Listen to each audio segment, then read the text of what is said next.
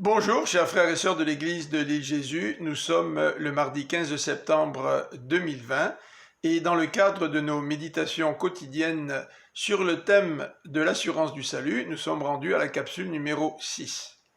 Aujourd'hui, j'aimerais lire avec vous le début de la première épître de Pierre, qui est similaire à celui de l'épître aux Éphésiens que nous avons regardé hier. Voici les paroles de Pierre, verset 3 du chapitre 1 de la première épître de Pierre. Béni soit Dieu, le Père de notre Seigneur Jésus-Christ. Dans sa grande compassion, il nous a fait naître à une vie nouvelle. Voilà une référence à la nouvelle naissance. Et Pierre va parler de bénédictions réservées à ceux qui sont nés de nouveau.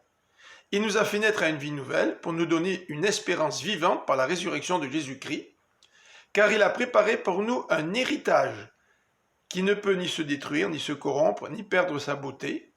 Il le tient en réserve pour vous dans les cieux. Donc Pierre fait allusion à cet héritage, et hier nous avons aussi parlé d'héritage. En particulier, hier nous avons souligné que Dieu nous donne un acompte pour nous garantir cet héritage.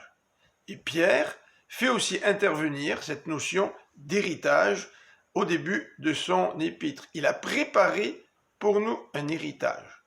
Et nous les croyants, nous sommes, nous dit le verset 5, gardés par sa puissance au moyen de la foi en vue du salut qui est prêt à être révélé au moment de la fin.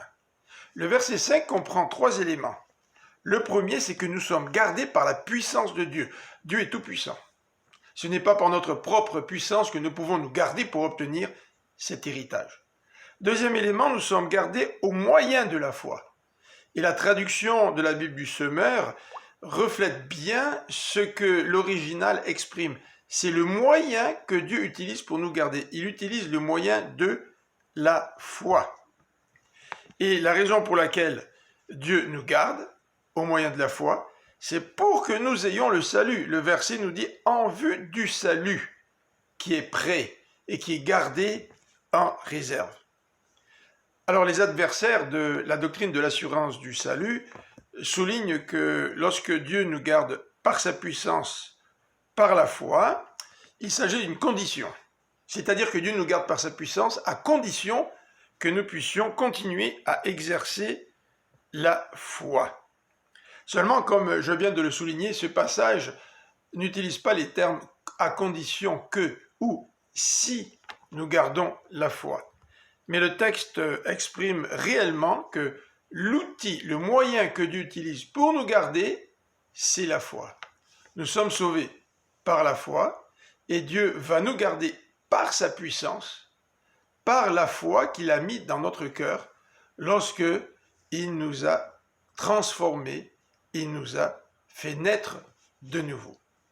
Je vous souhaite encore une bonne fin de journée, en nous rappelant la joie qui peut être la nôtre de savoir que nous avons une assurance de notre salut parce que Dieu nous garde et qu'il nous a promis un héritage et qu'il nous a donné un acompte pour que nous soyons sûrs de cet héritage-là. Bonne journée et que Dieu vous bénisse.